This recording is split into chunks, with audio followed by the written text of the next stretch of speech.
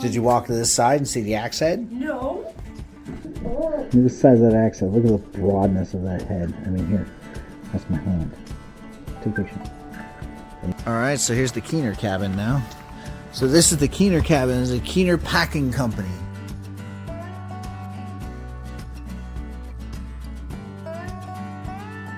Oh my goodness.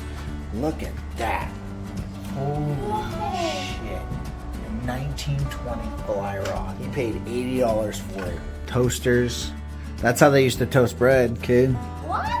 Yeah, they'd slide the bread in these little slots and then put it on the stove, and the heat would come through the middle and toast it. My grandma had one of those. So the biggest thing here, Anna, is yet another person that moved to Alaska and started a business.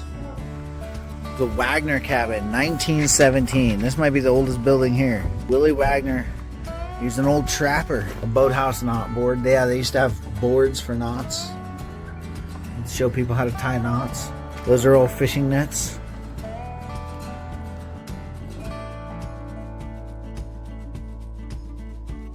Old boat shack.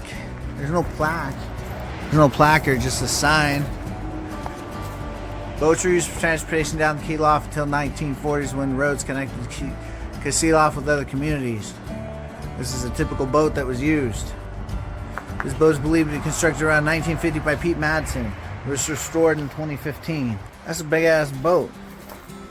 So we're in a trapper's cabin now. Victor Holmes trapper cabin. Victor Holmes was a Finnish immigrant. Wow, in Finland? Wow. Traveled to Alaska as an employee of the salmon cannery. Around 1890, he built a cabin by the river. Then we can go in his cabin.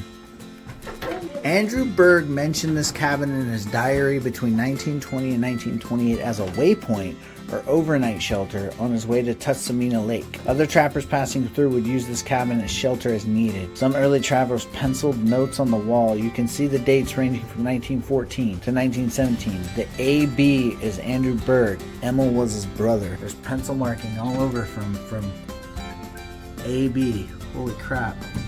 And see, the importance of reading cursive, because you never know what he said unless you can read cursive. That mark right there is Andrew Berg. I can't tell. Emil, that's Emil Berg's markings. Other people's markings. That's cool, man. That's supposed to be on bed? Yeah, the sides.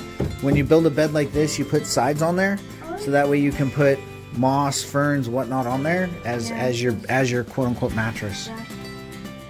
That's really cool, man. The roof was originally sheathed with salvaged canning tins. The roof extended beyond the cabin and created covered, unheated working space. So here's Victor Holmes' trap cabin. The cabin belonged to Victor Holmes, one of the earliest known Europeans. Finnish immigrants.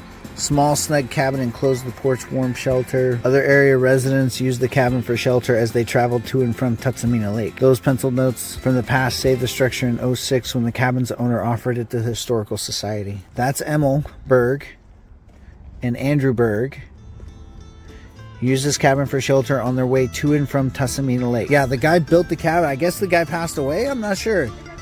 It doesn't say whether or not. So the Watchman House originally stood on the edge of the Cook Inlet by the mouth. The building could not be restored in its original location on the beach at the mouth of the river. After more than 30 years of neglect and abuse, it was moved to the museum. Turn of the century, this home housed a winter watchman employed by the cannery. Later, homesteaders and bachelor trappers made it its home. Wow. It's taken some damage. That's for sure. Those look like a lot of bullets. Those look like bullet shots. Or nails. Nope, that's definitely firearm of some kind. Ow, I didn't expect to see that in the side of the cabin, to be honest. Yeah, watch your step. A view of this room details the state in which this building had deteriorated. Oh wow, this building was fuck. Look at that. Oh my goodness. Yeah. Big old house. This used to be the kitchen. Cannery visitors from San Francisco circa 1895. James Dale Peterson, age 6, and this photo was taken in 1929. Here we go. October 3rd, 1890. A date was written on this wall, discovered by the Watchman's House Museum, believed to be when the house was constructed. Wow, look at that. It's like a burned in A turn-of-the-century setting, also known as a sofa. Hey, that beach we were standing on earlier, there used to be a cannery right there. Look, here's the map. We were standing on this beach right here earlier. Kasilof Cannery circa 1890. I mean, come on.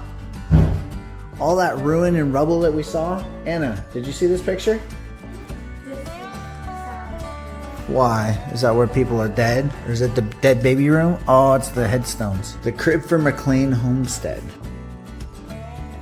On May 9th, 1923, Jetty Peterson gave birth to her first child, Jimmy Dale Peterson. Hey, his picture's over there on the other side of the wall. Okay. And then the headstones, or at least memorial headstone. On Kasilof Beach Road, near the original site of the building, was a small area where the cannery company buried their employees who died during the summer salmon seasons.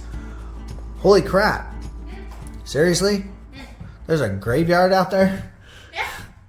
The Euro-Americans were provided wooden headboards with picket fences. The Chinese workers were buried in separate areas with wooden markers inscribing with traditional characters. Those grave sites are no longer locatable. Adventure time. There's probably some kind of historical bounty if you could find those grave sites. You'd probably need some ground penetrating radar or something. William Freeman was a natural. Dark crimes of the West. Every inhabitant here was coping with life, commerce, and death without the benefit of banks, attorneys, or probable court. The revenue cutter might have shown up once a year in Kenai. The justice of the peace. Coal-fired boilers powered the boat drawing machinery became a retort. Enormous fish traps. Gill nets used to catch salmon. Wow, those are huge. Oh, but the rest of the cabinet, check out. The Swede stove. In 1892, Swedish native Fran Lindquist patented the first pressurized burner cook stove, also known as the sootless kerosene stove. Crossing the Susumina River, tragedy befell two young miners in the winter of 1902. Indian Creek, the squall capsized the boat. Chase succumbed to the cold and drowned. This monument erected near the shore of drowned. Friends protect this spot is carved in different styles believed to have been added by Andrew Berg in 1933. Man, Andrew Berg seems to be like the man back then. Like the dude to know, you know? Yeah. That is a brown bear hide. In spring of 27, Tom O'Dale killed an enormous brown bear on the lake. The hide was hung on the back wall of the Kasilof post office as seen here. The hide measured 11 feet 10 inches and the animal was estimated to weigh 1,800 pounds. I wonder where that hide is right now.